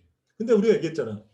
아무리 여러 방면으로 생각해봐도 능력이라는 요소가 사실은 내 노력의 결과로 믿지만은 더 많은 높은 체력, 그리고 더 암기력이 좋은 것들, 더 집중력이 높은 것, 이런 것도 사실은 운이거든. 이런 조건을 내가 갖고 태어나는 것도 일정하게 운의 요소가 있단 말이야. 그렇죠? 운의 요소는 정의로운 요소는 정의의 원칙에 봤을 때는 자의적인 요소거든. 그러니까 필연적이지 않다는 거야, 얘기는. 그렇다면은 결국은 이제 임국공 사태는 결국은 현대 능력주의에 대한 문제이기도 하거든. 시험을 봐가지고 그 시험을 통과해서 그 지위를 가진 사람은 정말로 그 자리에 있는 거는 정당하고 그 시험을 통과하지 못한 사람들은 정말 낙오자가 돼야 되는 건가? 이런 식의 어떤 일자리의 배분은 정의로운 원칙인가? 우리가 생각해 봐야 돼, 사실은.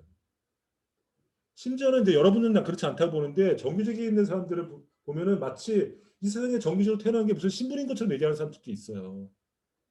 그러니까 이런 태도지. 비정규직 된 사람들한테 어디 공부도 열심히 안 해놓고 우리랑 같이 되려고 해. 이런 식의 멘트들이 나오는 경우가 있거든, 노조로부터. 이거는 내가 볼 때는 거의 신분적인 멘트랑 똑같아.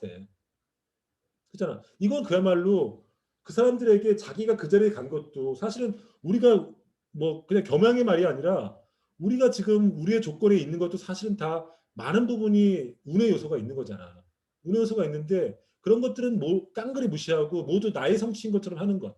그래서 나에게 나의 성취에 대해서 자만을 주고 그리고 이 경쟁에서 낙오된 사람 일부 다분히 운적인 요소가 있을 텐데도 낙오된 사람들에게 패배감을 안겨주고 그리고 더 문제는 자신 있게 느끼는 거야. 나는 패배자야. 나는 이 경쟁에 졌어. 이런 것들이 능력주의 문제 아니야? 그죠? 그러니까 나는 이렇게 생각해. 그러니까 인국공 사태는 디테일한 문제가 있고 복잡한 문제가 있으니까 난 정답을 얘기 못 하겠어. 근데 우리가 배웠잖아. 우리가 배웠고 특히나 이렇게 일주일에 한 줄을 털어가지고 사회 정의에서 토론하는 기회를 가졌잖아. 그러면 어떤 게 정의롭고 그리고 우리가 갖고 있는 어떤 우리 사회가 갖고 있는 분배의 원리 중에 하나인 능력주의에 대해서 한 번쯤 생각해볼 필요가 있어. 그래서 모든 사람이 얘기를 뭐라고 얘기할 때 다르게 생각하는 여지가 있다고. 어?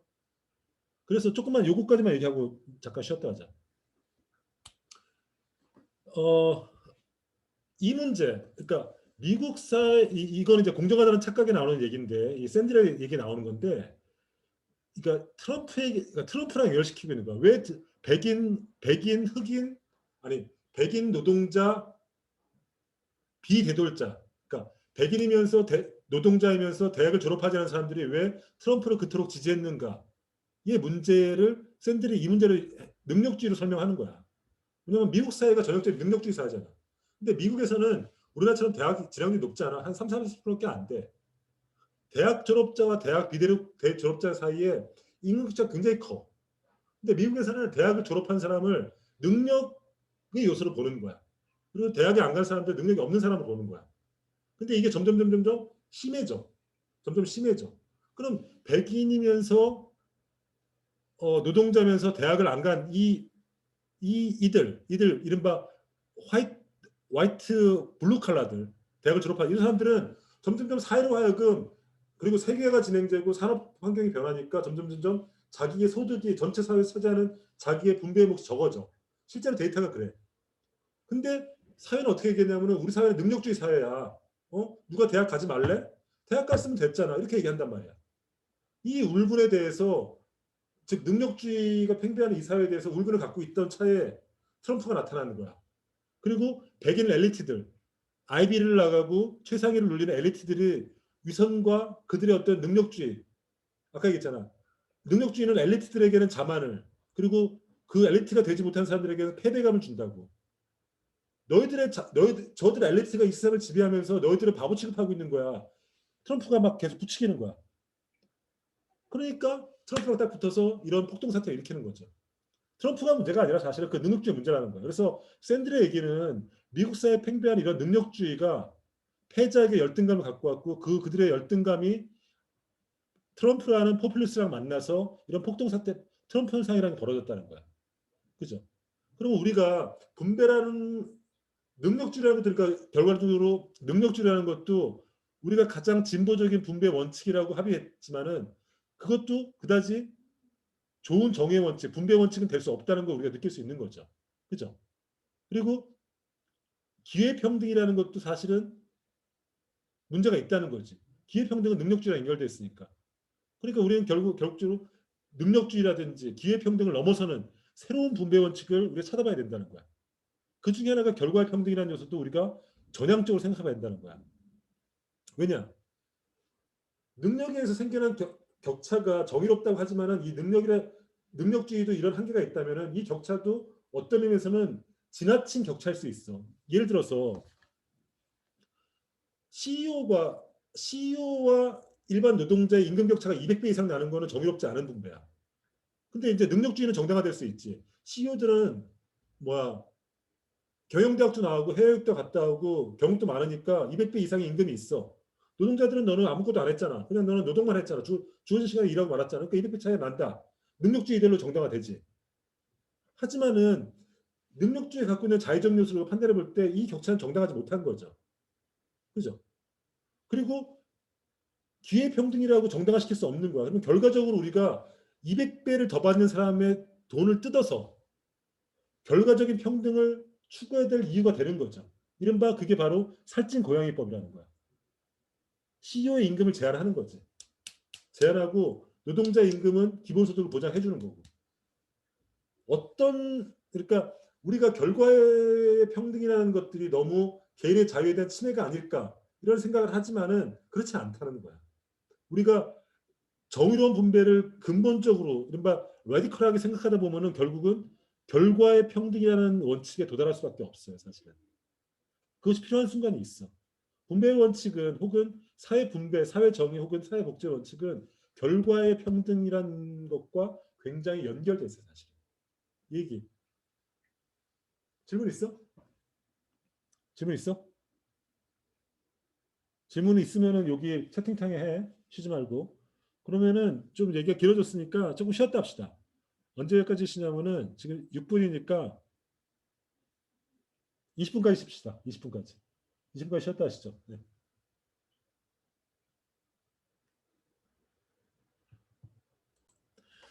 그러니까 쉬는 시간에 우리가 이제 분배 원칙으로 우리 사회가 합의했던 몇 가지 원칙들, 그러니까 뭐 능력주의라든지 기회평등 이런 게 다 분배 원칙이라고 얘기할 수 있잖아. 이런 갖고 있는 약점들에서 얘기했는데 뭐 그런 논점들이 있다는 거를 좀 확인하면 좋겠고. 근데 이제 새로운 독특한 생각들이 있어. 여기 보면은 특히 이제 이쪽 보면은 이 아마티아 센이라는 사람을 좀 봐봐. 이 사람이 이제 인도 출신의 최초의 경제학자. 이 사람은 어떻게 보면 되냐면은 인도 출신이고 인도 출신 엘리트들이 되게 그렇듯이 영국에서 공부한 사람이야.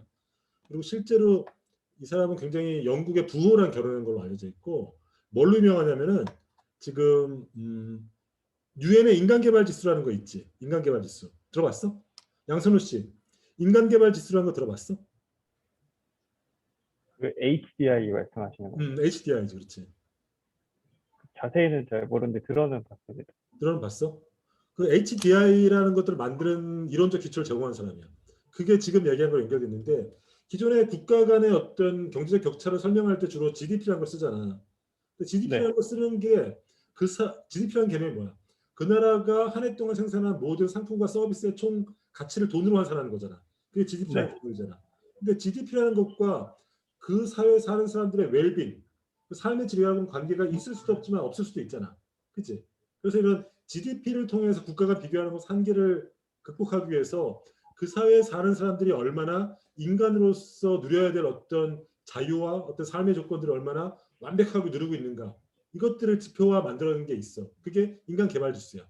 그 나라의 어떤 영아 사망률이라든지 교육 수준이라든지 깨끗한 물 소비량이라든지 이런 것들을 지표로 해가지고 HDI, 인간 개발 지수 이런 걸 만들었어. 그게 이제 유엔에서 통용되는 거고, 그걸 통해서 얼마나 그 나라가 삶의 조건, 인간다운 삶의 조건을 잘 충족하고 있는가, 이거를 만든 이론적인 베이스 제공한 사람인데, 이 사람의 생각이 뭐와 연결되어 있냐면, 왜 그런 그런 지표가 만들어지냐면은 지금 말하려고 하는 역량으로서의 자유라는 개념과 연결되어 있어. 무슨 말인가 이거야. 아까 존 롤스가 분배, 인간이 모두가 갖고 싶어하는 기본 재화 중에 자유, 권리 이런 게 있으나 우리가 주로 이제 자원을 생각하면 주로 돈과 권력 이런 걸 중심으로 생각하는데, 자유라는 것도 세상에 굉장히 드문 재화야. 드문 자원이야. 그지? 어떤 사람에게 자유를 어떻게 나눠줘야 될 것인가. 또 봐봐, 세상 또 자유도 완벽하게 세상에 평등하게 분배되어 있지 않아. 여러분처럼 돈 없는 사람들은 그냥 허울만 자유롭지 별로 자유롭지 않잖아. 한 소리. 당장 내일 자동차 살 수 있어? 못 사지? 네, 못 삽니다. 어? 네, 있어? 못 삽니다. 아니요. 못 사잖아. 못 네. 사잖아. 나도 못 사.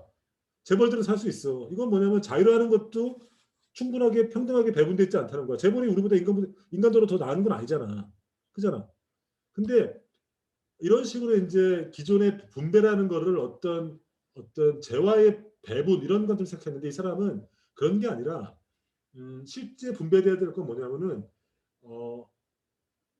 이른바 그 사람이 그 사회에서 얼마나 충분한 자신의 역량을 발휘할 수 있는 조건이 배분되어 있는가, 그거를 중심으로 봐야 된다는 거야. 그게 바로 역량으로서 자유라는 개념이야. 이 사람한테 자유라는 개념은 뭐냐면은 내가 나의 갖고 있는 소질과 능력을 100% 발휘할 수 있는 것, 그 역량을 100% 발휘할 수 있는 것, 이게 바로 자유의 개념이야. 그래서 기능과 역량을 하는데 이제 이런 기본적 역량이 갖춰지 이런 어떤 자신의 갖고 있는 역량을 충분히 발휘하지 못하는 것 이거를 이제 빈곤으로 보는 거죠. 그래서 이런 것들을 이제 배분의 어떤 대상으로 삼아야 된다고 보는 거죠. 그죠? 그래서 이 사람은 이제 우리가 분배돼야 될 것, 지금까지는 분배를 어떻게 분배하는 것이 좋은가 이런 얘기를 들어갔는데 이 사람은 무엇을 분배할 것인가 이런 것에서 좀 새로운 관점을 제기하는 거죠. 그리고 마지막으로 자유주의 입장에서 독특한 입장인 사람이 로버트 로지기의 입장이에요. 이 사람은 우리가 소위 말하는 리버리안, 그러니까 자유주의라고 얘기하지 않고 리버테리안, 자유지상주의자라고 얘기해. 이 사람 얘기는 굉장히 독특해. 이 사람의 아이디어는 이 사람 책은 무슨 책이 있냐면 번역되어 있는데 아나키 스테이트 에스 유토피아라는 책이 있어. 이 사람은 뭐라고 생각하냐면 되냐면은 미국의 총기 소유 자유자들 있잖아. 헌법 수정헌법 2조 수호자들 있잖아. 이 사람들의 이론적인 대부야. 완벽한 개인의 국가는 어떤 이유로도 개인의 자유. 여기서 자유라고 하면은 개인이 총을 갖고 수 있는 자유, 개인의 재산을 세금으로 들어갈 수 있는 것 이런 것들 모든 것. 국가는 어떤 이유를 통해서도 개인의 재산을 건드려서는 안 돼. 이 사람이 생각하는 자유지상주의자 이런 사람. 이 사람은 존 롤스하고의 이론적인 대결 속에서 등장한 이론가요. 존 롤스가 아까 얘기했듯이 1970년도 때 하버드대학교 철학 교수로서 그 자유주의 입장에서 평등주의적 가치를 어떻게 받아들일 건가 하면서 최소수자의 최대 이익이라는 어떤 정의로운 배분의 원칙을 끄집어냈다고 했잖아. 그죠? 이때 보면은 존 롤스 이론을 끌고 가면은 가령을 들어서 세금은 굉장히 정당하지. 세금 정당하잖아. 왜냐면 최소수자가 최대 이익을 줘야 되니까. 그죠? 심지어는 굉장히 비례적인 세금. 부자에게는 세율을 높이 물리고 가난한 사람에게는 적게 물리는 이 세금도 굉장히 정당하지. 그잖아. 그러면 존 롤스에게 정의로운 체제는 최소수자에게 최대 이익을 주는 거니까. 그죠? 부자에게는 더 많은 세금도 정당할 뿐만 아니라 심지어는 부자에게 과증한 세금을 비례적인 세금을 물리는 것도 굉장히 정당화될 수 있어. 이렇게 하면서 이제 존 롤스는 그러니까 미국 민주당 중심의 어떤 복지 정책을 펼칠 수 있는 이론적 근거를 제공했다고 보면 돼. 근데 로버트 로직은 같은 하버드대학교 철학과 교수야. 들리는 말에 하면 같은 연구소 맞은편에 있었다고 해. 존 롤스의 그 정의론, 저스티스라는 책이 나온 다음에 그 정의론이 갖고 있는 그런 어떤 분배론적인 아이디어를 반박하기 위해서 이 책을 쓴 거야.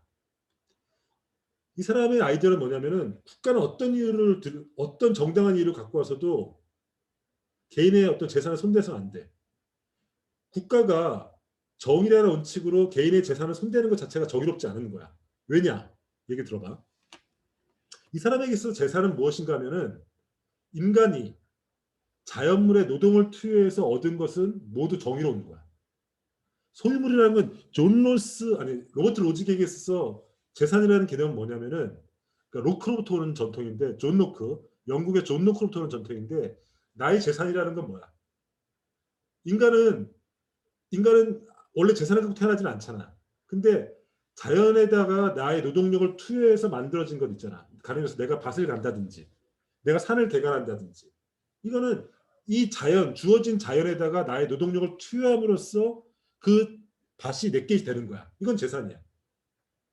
이렇게 되면은 이런 재산은 내가 자연에 대해서 노동력을 투여해서 내가 획득한 거기 때문에 이거는 정의로운 배분이 되는 거야. 내가 그 밭을 갖는 것은 어떤 누구도 건드릴 수 없어. 따라서 내가 자연에다가 노동력을 투여해서 내가 얻은 획득한 재산이니까 이 재산을 분배라는 이름으로 세금으로 뜯어가는 것은 정의롭지 않은 거야. 로버트 로직에 따르면.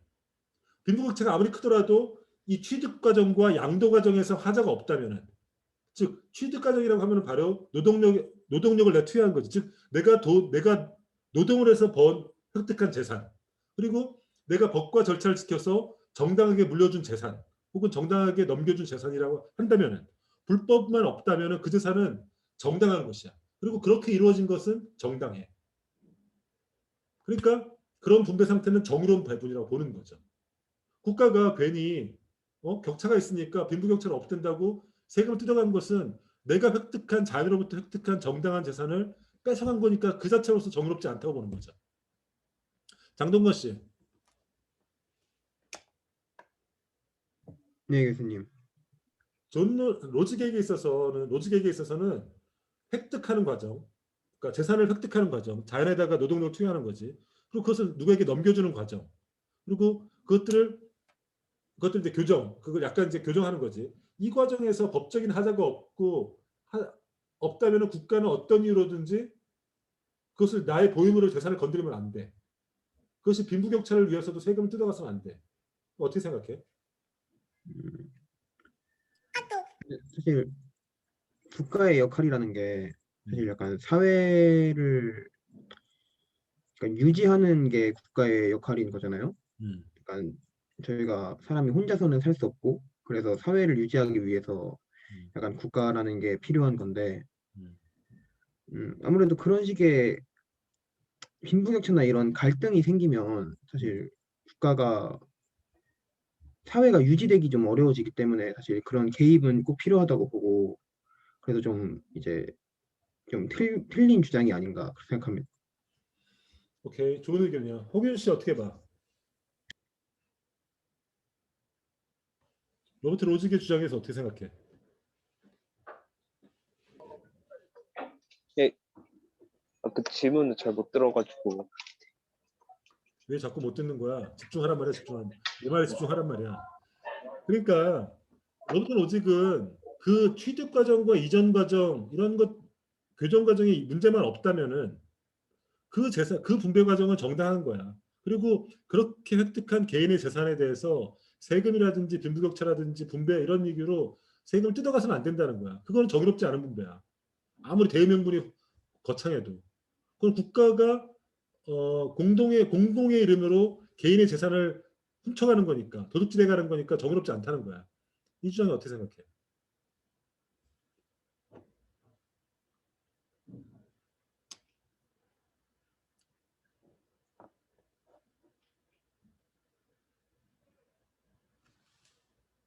호균 씨 어떻게 생각하냐고? 잘 모르겠어요. 왜 몰라? 생각이 있어야지. 응? 생각해봐. 한 사람만 더 들어봅시다. 승민 씨는 어떻게 봐? 로버트 로직의 생각에 대해서. 자유지상주의. 저는 좀 정당하지 않은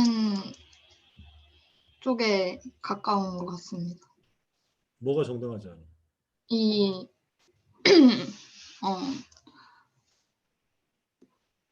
아무리 그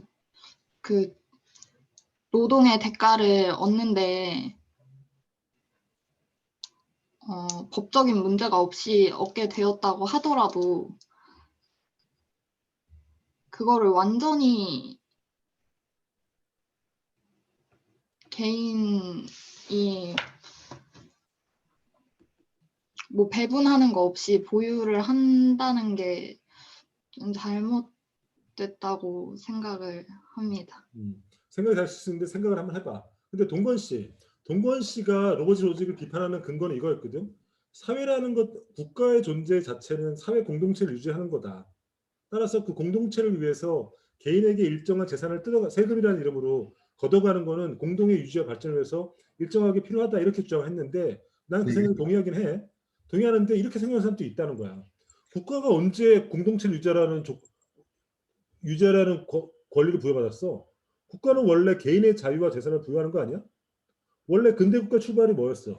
개인의 자유와 재산과 그 미국 대혁명의 그 문장을 보면은 국가는 사람에게는 스스로 자명한 천부인권이 있고 그 천부인권은 개인의 행복과 재산과 자유라는 거, 생명과 자유라는 거 아니야. 그리고 그러니까 존 롤스는 그 천부인권 속에는 재산이라는 문제도 있거든.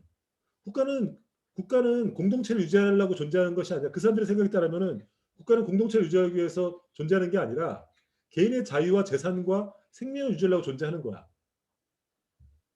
그러면은 국가의 존립 근거가 개인의 자유와 재산이라고 한다면은 국가가 어떤 공공의 이익이라는 그 명분으로 개인의 재산을 뜯어가는 건 이상하잖아. 그건 개인의 자유를 침해하는 걸 수도 있잖아. 그렇죠. 근데 자유를 침해를 하긴 하는데 아무래도 재산도 이제 보호를 하고 이제 해야 되잖아요. 그러니까 일단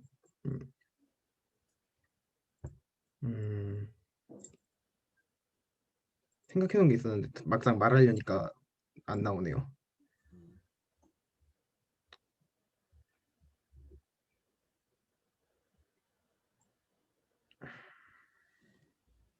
그러니까 이제 국가가 개인의 이제 자유를 제한을 하지 않으면 결국 재산의 보호도, 그러니까 제가 하고 싶은 대로 막 하겠다 하면 남의 막 재산을 빼앗거나 하는 그런 행동을 할 수 있잖아요.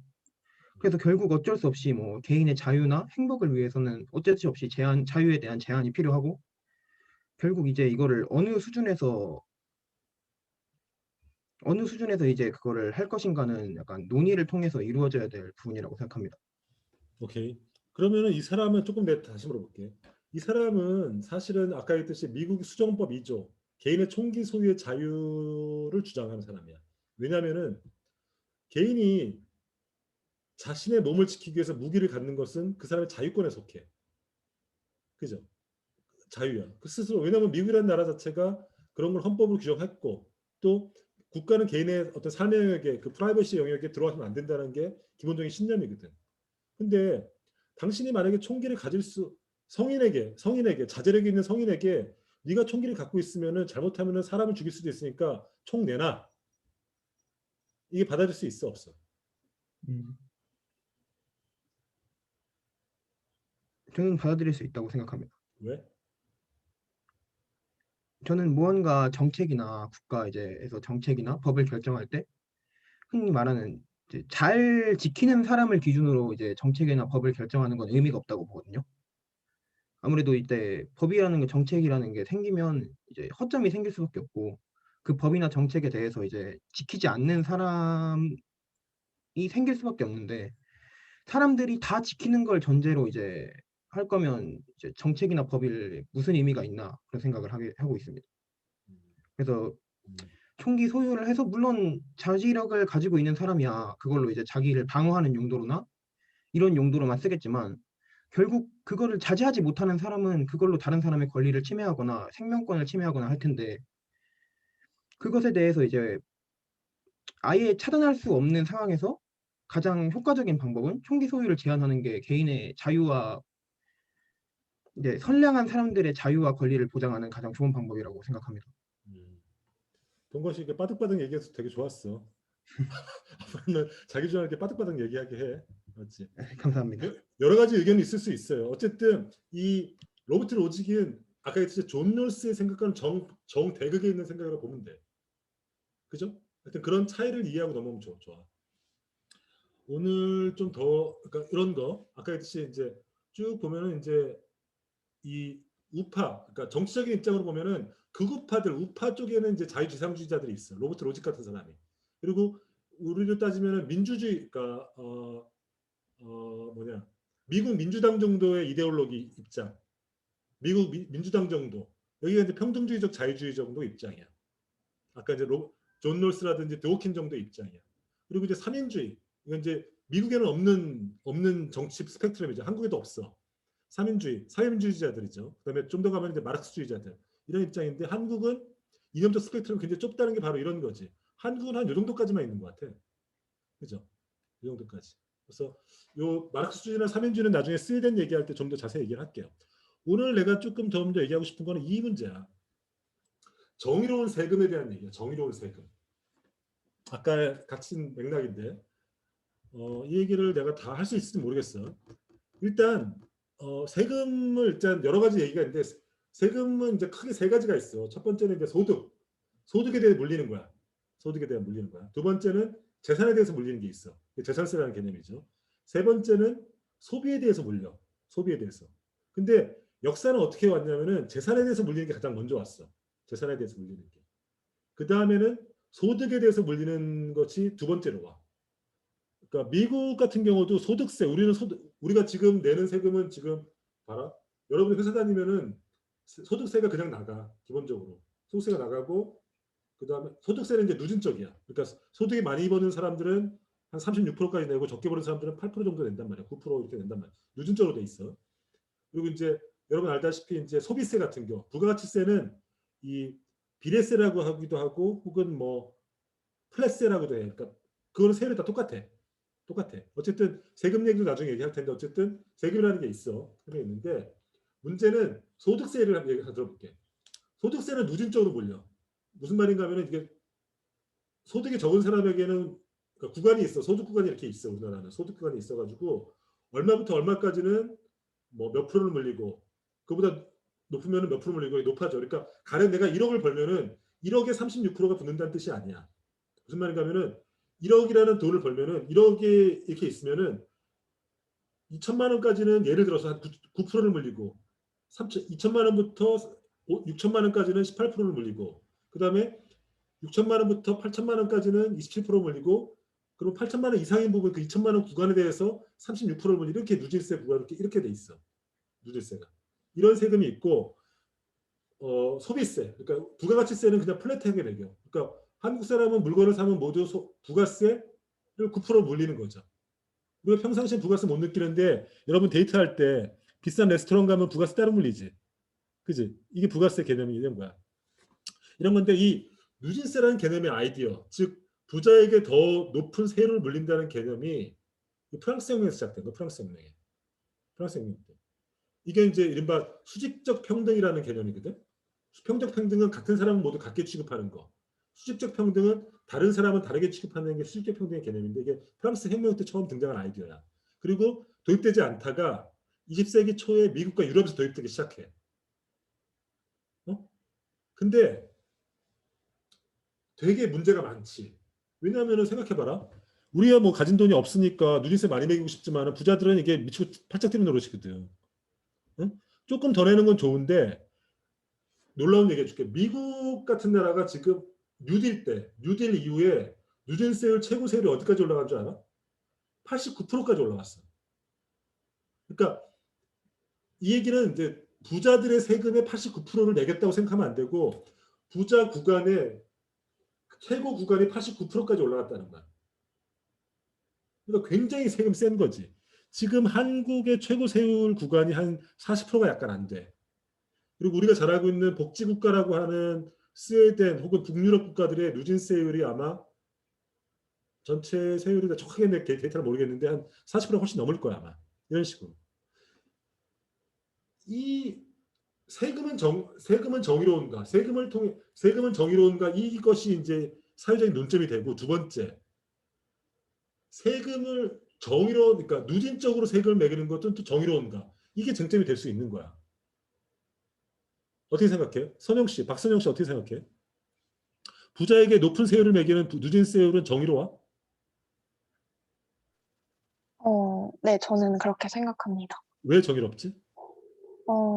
아무래도 그 격차가 있는데 재분배 효과가 있어서 부자에게 좀 더 많은 세금을 물리는 게 맞다고 생각합니다.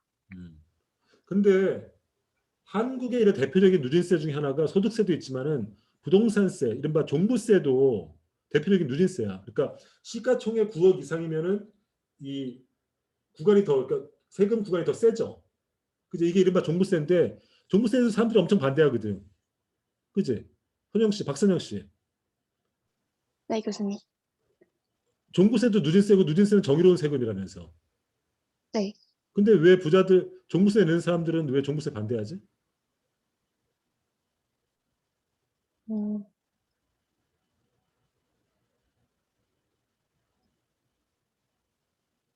아직 공부를 더 해봐야 될 것 같아요.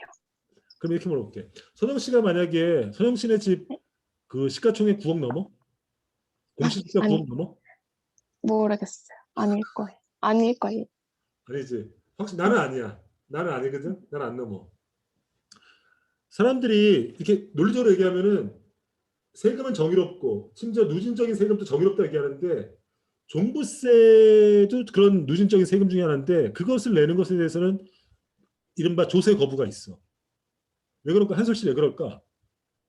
우선 시가 9억이라는 기준은 어쨌든 사회적으로 좀 여유가 있는 정도라고 저는 이해를 했는데 이 부분 관련해서는 뭐 투기나 이런 것들도 억제를 하려는 목적이 있잖아요. 그래서 어쨌든 부동산이나 이런 것들로 재산을 조금 더 불리려는 분들의 입장에서는 국가가 내 자유를 침해한다라고 그렇게 주장할 수는 있을 것 같아요.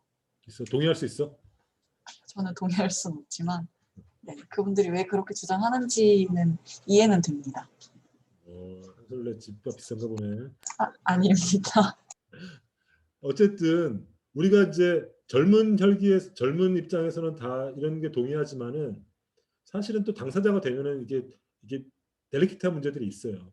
근데 내가 얘기하고 싶은 거는 이 누진세라는 개념 자체가 프랑스 혁명에서 시작됐고 20세기 초에 20세기 초에 제도화됐는데 이것이 갖고 온 효과가 굉장히 놀랍다는 거야. 혹시 여러분 중에 토마 피케티라는 사람 얘기 들어봤어? 토마 피케티? 피케티라는 20세기 자본이라는 책 들어봤어? 프랑스 경제학자인데 20세기에 굉장히 각광받는 불평등, 전 세계적인 불평등 연구하는 사람인데 그 사람 책에서 내가 따온 거야. 이 그림 한번 봐봐. 여기까지만 얘기하고 이번 수업 끝낼게. 20세기가 인류 역사에서 유례 없이 평등한 시대였었어. 이거는 주로 서유럽을 중심으로 봤을 때. 물론 한국도 마찬가지고. 근데 어떻게 하면은 유럽의 국가들은 유럽을 중심으로 유럽과 아메리카를 중심으로 봤을 때 20세기 이렇게 평등하게 됐는가 보면은 봐봐. 이거는 영국의 왼쪽의 그림은 영국의 소유 분배인데 이거는 상위 10%가 갖고 있는 몫인데 드라마틱하게 20세기 초반에 떨어지기 시작하지. 그지? 상위 10%가 갖고 있는 혹은 상위 1%가 갖고 있는 몫이 드라마틱하게 떨어지지. 그러니까 이거는 소득 분배가 굉장히 개선되고 있다는 걸 의미해. 우리가 복지 천국이라고 얘기하는 스웨덴도 마찬가지야. 이렇게 떨어지고 있어. 20세기 초반이 되면은. 그죠? 이거는 유럽 나라의 공통적이야, 거의. 미국도 마찬가지고. 이유가 뭘까? 동일하게 피케티가 얘기하는 것 중에 하나는 뭐냐면은 20세기 초반에 누진세가 도입됐다는 거야. 누진세가. 봐봐. 이거는 20세기 초반에 각국의 누진세인데 이게 미국 봐봐. 미국은 이렇게 누진세가 계속 이렇게 높아져 이렇게. 그래서 1930년대 되면 아까 얘기했듯이 최고 세율 89%까지 올라가. 이렇게. 그러니까 이런 그래프지. 간단하게 얘기하면은 누진세가 올라가면서 소득 분배가 개선되는 거지. 그러니까 누진세가 올라가면서 상위 1%, 상위 10%의 전체 사회에 갖고 있는 그 자산의 몫이 줄어드는 거지. 이 얘기는 뭐냐면은 누진세율이 올라가면서 부자들에게 왕창 뜯어내니까 그 효과로서 그들의 몫이 줄어들면서 사회 전체적으로는 분배의 질이 계속 개선되는 거죠. 그래서 우리가 20세기가 왜 평등한 시대인가에 대해서 굉장히 다양한 얘기들이 있어. 그 대표적인 것 중에 하나가 복지국가가 시작됐다는 거야. 유럽을 중심으로 복지국가, 즉 유럽식 조세 재정 정책이 완비되기 시작했다는 거야. 그때 조세 정책 측면에서 가장 중요한 것 중에 하나가 바로 이 누진세 도입이야. 누진세 도입. 이거는 이제 데이터라고 말해주는 거야. 그러니까 유럽 국가들과 아메리카 대륙에서 누진세가 올라가면서 분배 조건, 즉 소수가 사회 대부분 20세기 이전에는 상위 10%가 그 나라 재산의 90%를 차지했단 말이야. 굉장히 불평등이 심했던 사회라고 얘기할 수 있지. 그죠? 근데 이게 드라마틱하게 떨어지고 있다는 거죠. 문제는 뭐냐면은 20세기 이제 나중에 얘기할 텐데 1980년대가 되면은 이 추세가 역전되기 시작해. 이 추세가 다시 역전돼. 왜 그러냐면은 역전되는데 마찬가지로 누진세가 떨어지기 시작해. 누진세가 떨어지면서 이 분배 조건이 다시 악화되기 시작해요. 이른바 미국 예를 들면 미국도 성장하는 시기랑 이게 이제 성장이지. 성장하면 불평등이 떨어지죠. 이렇게. 요거 보면 되겠다.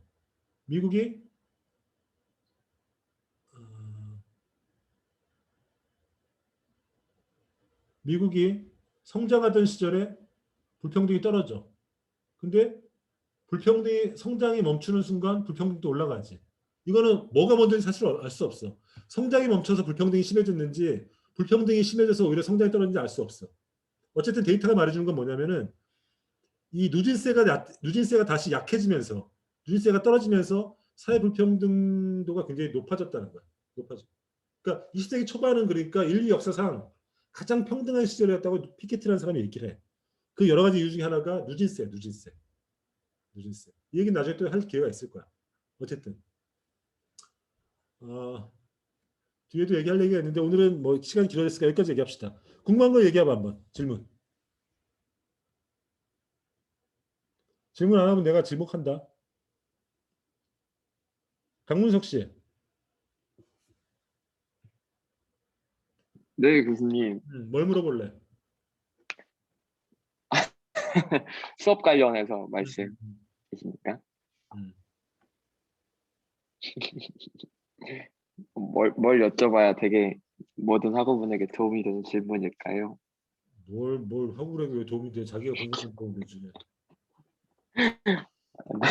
정의로운 질문을 하란 말이야. 정의로운 질문을. 자기에게 도움이 되는.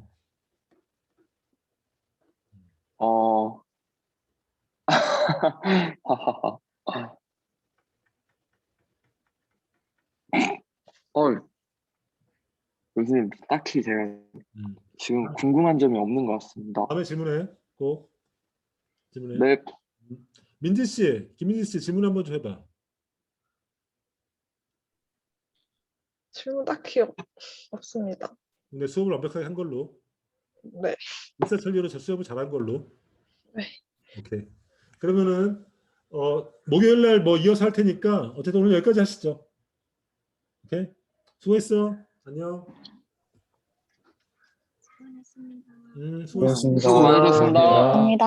감사합니다. 수고하셨습니다.